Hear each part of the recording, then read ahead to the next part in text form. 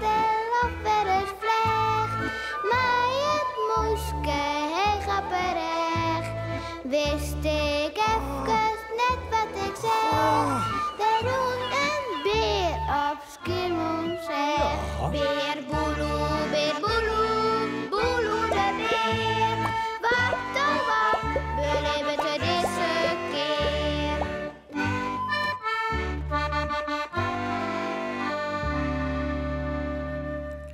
Piekje wordt pest.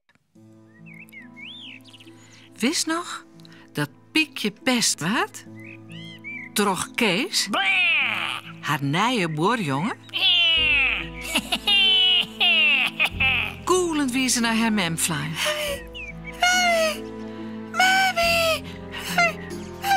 En Kekeltje wie heel lelijk worden. Kist begrijpen. Ze wil haar piekebeen beschermen. Waar gaat dit in? Weet je hem ervan? Ga je hem net in? Maar nee, hè. Sipke en Beboeloe hebben het net in verzels. Wij zullen de dier er wel op zitten, kegeltje. En dan zullen we het leren. Zei Sipke flink. Nou ja. Zei Beboeloe. We zullen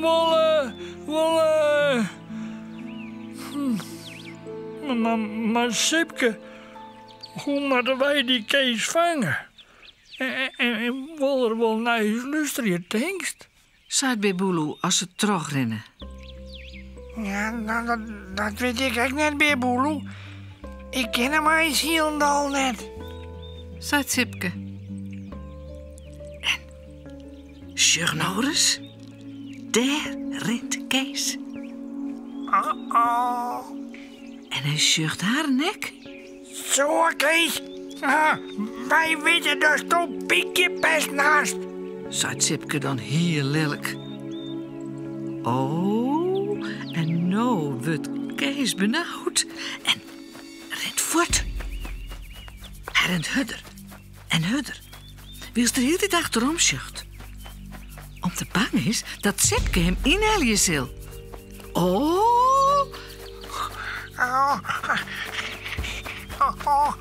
Help!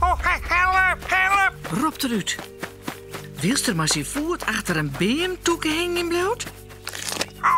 En maar een klap op een groen valt. Tja.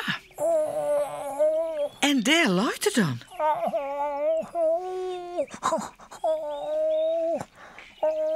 Doch mij zo zeer. Goeld Kees. Nou komt Sipke hoorden dichterbij. En Hijs is er ook niet meer zo lelijk. Wat nou, Kees? Best vol. Ga een zere voet misschien. Ja. Snikt Kees. Nog heel zeer.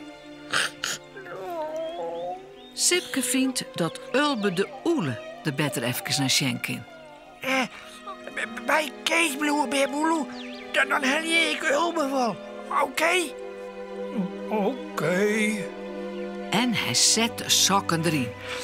En ga gauw naar Ulbe. Naar zijn wiel. Die voet is grif en verstoeken. Of nog slimmer. Beer Boeloe bloot wat vertwijfelen achter. Ik vind dat Kees het wel verzinnen had. En alles wat er niet in had. Denkt er bij hemzelf. Wat vies toch? Kees had net zo aardig west, hè? Tjim Piekje. Mooi, maar weer even zien hoe dit verder gaat.